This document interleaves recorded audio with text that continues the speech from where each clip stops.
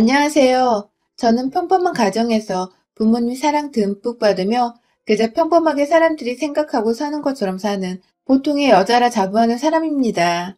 하지만 올해 혼자서 무슨 변이 바이러스에라도 걸린 것처럼 독특하고 세상 본 적 없던 행동들만 하는 사람을 하나 만난 뒤로 쭉 심란함과 괴로움의 연속이었네요.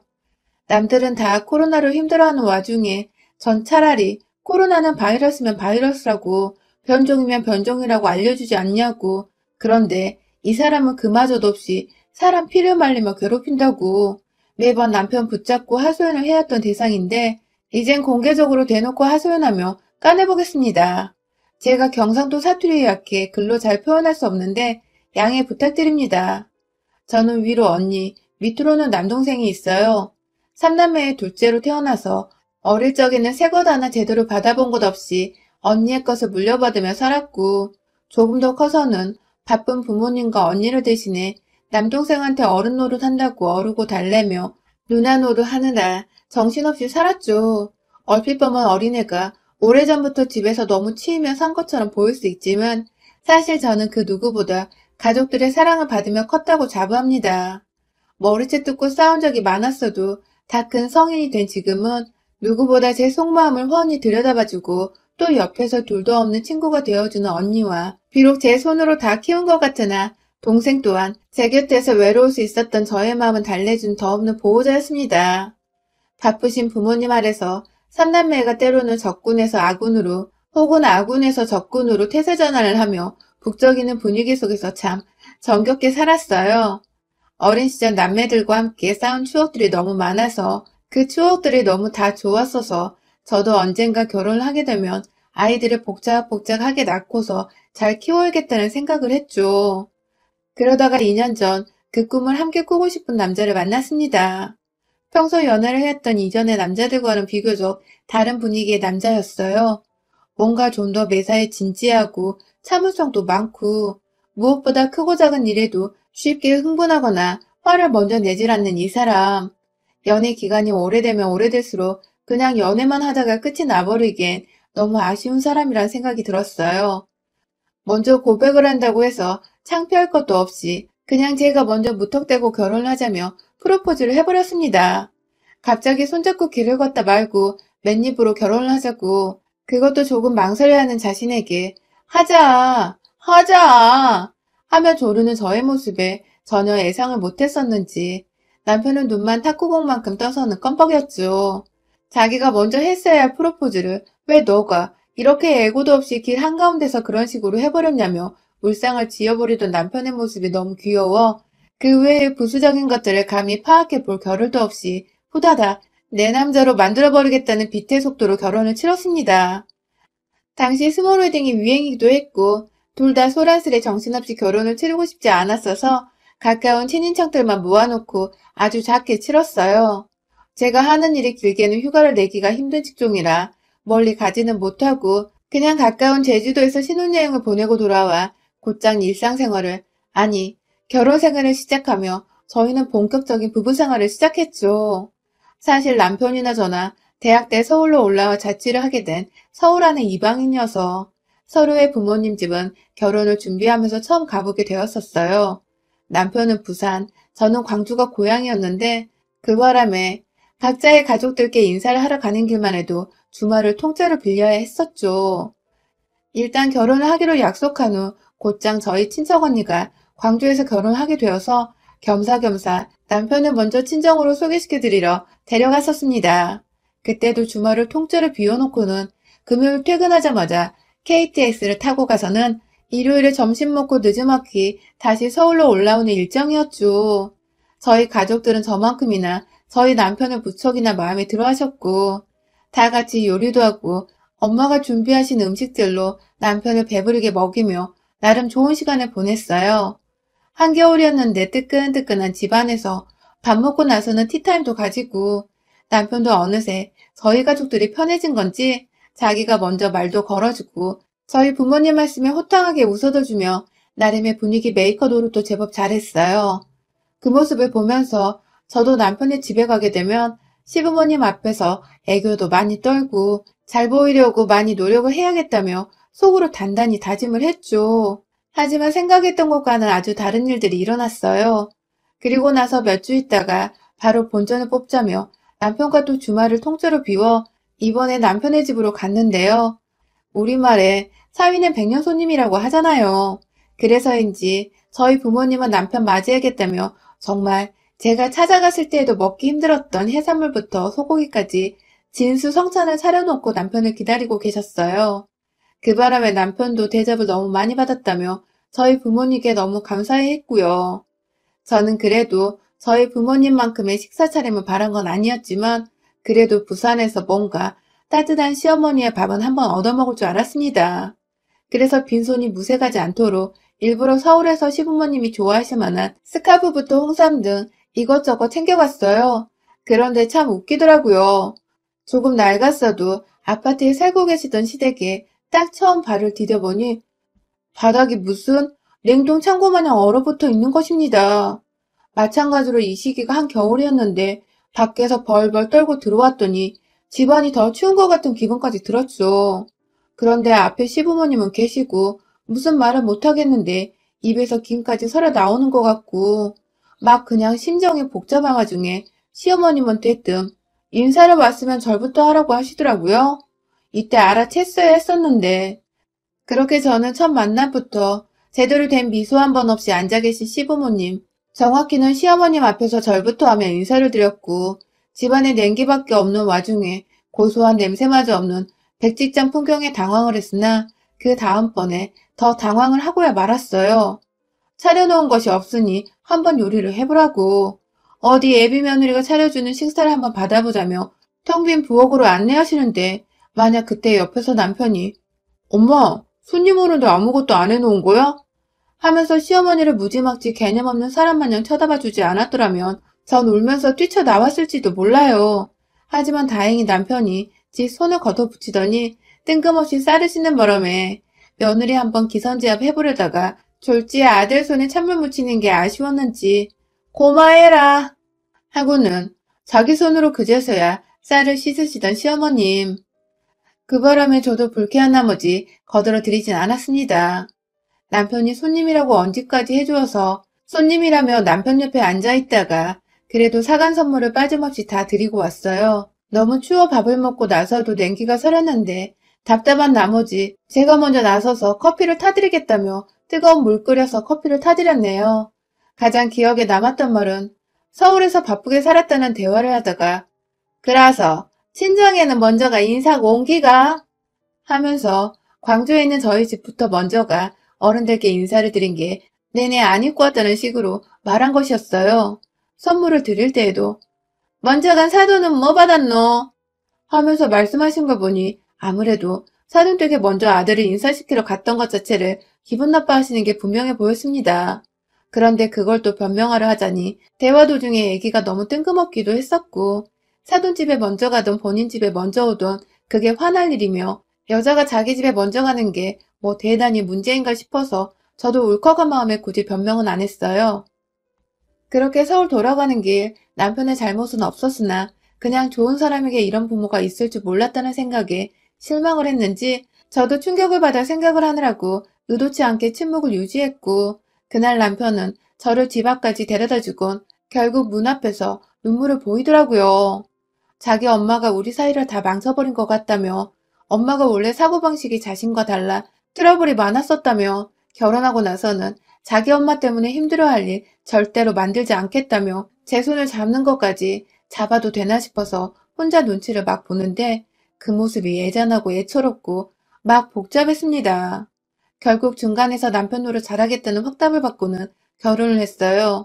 그리고 남편은 실제로도 저에게 최선을 다하며 좋은 남편으로 지내줬고 멀리 사는 시부모님은 설날과 추석 명절에 딱 2번 찾아가기만 했고 자주 부딪힐 일이 전혀 없었습니다. 다른 집들처럼 안부 인사를 강요하지도 않으셨고 시시콜콜 전화가 온다거나 무턱대고 집으로 찾아오시는 무개념스러운 짓도 하지 않으셨어요. 내심 이천회를 열심히 보면서 우리 시어머니도 언젠가 그러시면 어떡하나 싶어서 쫄기도 했었는데 천만다행히게도 아직까지 서울 우리 집 한복판에서 절 당황시킨 적은 없습니다. 하지만 그 당황스러움은 꼭 시댁에 가면 기다렸다는 듯이 벌어졌어요. 결혼하고 나서 맞이한 첫 설날에 한복까지 곱게 차려입고는 이번에 직접 차려물어서 시댁에 갔는데요. 아니 글쎄, 이번에도 시댁은 바닥이 아주 얼음장이더라고요. 보일러를 확인해보니 진짜로 전원은 완전히 꺼져 있었고 시부모님은 두 분 다 옷을 두텁게 껴입고 계셨습니다. 남편은 언제부터 이렇게 보일러를 꺼놓고 살았지? 하면서 이전에는 그런 적이 없다는 식으로 고개를 갸우뚱했지만 시어머니는 보일러 고장이 났다면서 저희 두 사람 앞에서 딱 말씀까지 하셨죠. 그렇게 첫 명절에 긴장되는 마음으로 시어머니 앞에서 제사상도 차렸고 여기저기 시댁을 찾아오는 일부 친척분들과 결혼식 후 오랜만에 인사도 나누며 다른 집 며느리들처럼 저도 똑같이 요리하고 상 나르고 인사드리며 몸이 10개라도 모자란 기분으로 쭉 일어섰다가 앉길 반복했어요. 하룻밤을 자고는 다음날 친정에 가기 위해 짐을 챙겼죠. 하지만 시어머니는 아침부터 짐 싸느라 부스럭거리는 저희를 보곤 기분이 언짢으셨는지 뭐 대단한 집이라고 아침부터 부산 떨며 찾아갔냐고 한 소리를 하셨고 이번에도 남편이 지금 안 가면 시간이 없어 인사만 드리고 서울을 가야 한다며 시어머니를 이해시켜 드렸어요. 기분이 정말 나빠 보여서 제가 끝내 져주는 마음으로 아침은 함께 먹고 가자며 남편을 불러다 세웠고 그렇게 저희는 제가 직접 차린 아침으로 밥까지 먹고는 차까지 끓여드리고서 집을 나왔는데요. 한 10분 차를 끌고 가다가 제가 순간 화장실 안에 제 세안도구들을 안 챙긴 게 생각나더라고요. 급하게 다시 시댁으로 돌아가서 챙기려고 남편의 손을 빌려 시댁 문을 열고 들어갔는데 근데 저희가 시댁을 떠났다가 다시 돌아온 그 20분 사이에 무슨 일인지 바닥이 살짝 뜨뜻해진 겁니다. 기분이겠거니 하면서 급하니까 화장실부터 들어가 세면도구를 챙겨 나오는 사이 우연히 본 거실 복도의 보일러 기기. 분명 전원이 켜져 있었습니다. 그날 제가 본 걸 남편한테 말하진 않았지만 대충 무슨 상황인지 알겠더라고요. 시어머니가 일부러 며느리 온다고 아들이 추워하는 것까지 감수를 하면서 보일러를 꺼놓으셨구나 하고 말이죠. 그 바람에 찬물로 샤워도 하고 그것까지 아들도 겪어야 했는데도 불구하고 그걸 다 감수하시면서 일부러 계획하셨다고 생각을 하니 천불이 나는 걸 떠나서 어이가 없어 헛웃음이 나오더라고요. 이게 바로 시월드구나 싶었습니다. 그 후로도 저희 어머님은 한결같이 그해 추석과 다음해 설날 그리고 올해 추석까지도 보일러를 일체 꺼놓은 채 차가운 냉방 상태의 집에서 저희 부부를 맞이하셨고 저와 남편은 내내 추위 속에서 찬물 샤워를 하고 찬바람 쌩 부는 겨울을 집안에서 내내 맞이했어요. 시어머니는 보일러를 당장 고쳐주겠다며 수리공까지 부르려는 남편을 극구 막아서며 곧 이사 갈 거라 안 고쳐도 된다고 아는 사람이 연휴 끝나고 싸게 고쳐줄 거라고 말씀을 하셨고 옆에서 저는 보일러 기기가 제대로 작동하는 걸 눈치채고 있었지만 끝까지 모른 척을 했어요. 더 솔직히 말하면 보일러가 작동되는 걸 눈치챈 남편이 시어머니께 얼마나 불같이 화를 내며 제 편을 들어줄지 예상이 되었기에 일단 신혼 초만큼은 제가 난처해질 싸움을 유도하지 말자는 마음이었습니다. 그냥 시어머니가 어떤 사람인지부터 파악을 하고 싶었어요. 왜 이렇게까지 며느리를 찬밥처럼 대하시는지 알고 싶었고 내 능력으로 시어머니의 마음을 돌릴 수 있을지도 궁금했어요. 조금 더 시간이 지나면 나를 가깝게 생각해 주시진 않을까. 그러면 보일러도 언젠가 작동시켜 주시지 않을까 싶었던 것이죠. 그냥 늘 언니나 남동생하고 서로 마음을 공유하며 이해하고 화해를 했던 것처럼 자연스레 시어머니와도 진심으로 통하는 화해를 하고 싶었던 것 같아요. 만약 시어머니가 그래도 상식적인 사람이라면 이 방법은 통할 것이라고 저 스스로도 믿음을 가지고 있었고요. 그런데 그랬던 저에게 상 등신이었다고 인정이라도 해주듯 시어머니는 끝까지 저를 찬밥 타령했습니다. 저희가 코로나로 어른들 걱정 염려해서 이번 추석엔 시댁이나 친정 어느 곳도 가지 않았어요. 그런데 정말 거짓말 않고 지난 추석 연휴부터 최근까지 꾸준히 시어머니는 평소 안 하시던 연락을 남편에게 하면서 며느리가 시켰냐? 혹은 며느리랑 사돈 때만 갔다 온 건 아니냐? 라며 왜 추석에 집에 들리지 않냐고 계속해서 따져 물어오신 겁니다. 그간 남편은 제가 스트레스 받아 할까봐 저한테 말을 전하지 않고 있었는데 본인도 본인 엄마의 정도가 점점 심해지자 결국 명절까지 안 가면 더 큰일이 날 것 같아서 안전하게 미리 연말에 갔다 오는 게 좋겠다며 말을 조심스레 꺼내더라고요. 그냥 인사드리고 하룻밤 자고서 후딱 다시 돌아오자고 말이죠. 이 시국에 시부모님 때 그것도 남들이 시부모가 먼저 오지 말라고 극구 말리나던데 우리는 시부모가 제발 오라고 적극 권유를 해서 가야 하는 꼴이라니. 진짜 별나긴 별난 시어머니구나 싶었습니다. 그렇게 안전하게 남편 차를 타고 연말 남편이 연차까지 쓰고 저는 저대로 휴가를 써서 먼 시댁에 갔습니다. 혹여나 싶어 출발하기 일주일 전부터 거의 자가격리를 하다시피 출퇴근 말고는 집에 콕 박혀 있었고 부산 가는 길에도 휴게소 한번 들리지 않고 도로가에 있는 졸음쉼터에서 급하게 자리를 바꿔서 번갈아 운전을 하며 쭉 달려왔네요. 그렇게 부산집에 도착을 했는데 그 개고생하고 이 시국에 달려왔는데도 시댁은 역시나 언제나처럼 보일러 꺼진 춥디 추운 얼음판이더군요.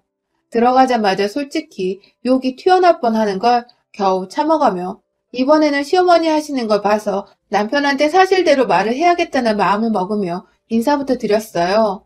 역시나 자식 부부 오는 거 알고 계셨음에도 불구하고 보란듯이 아무것도 준비를 해놓지 않으신 어머님은 웃기게도 남편이 좋아한다는 부산 국밥집에 가셔서 1인분 포장을 해오셔서는 남편한테 너 좋아하는 거 하며 건네더라고요. 그 옆에는 이미 시부모님도 드셨는지 나머지 2인분의 빈 용기들이 부엌 베란다의 분리수거통에 들어가 있었어요.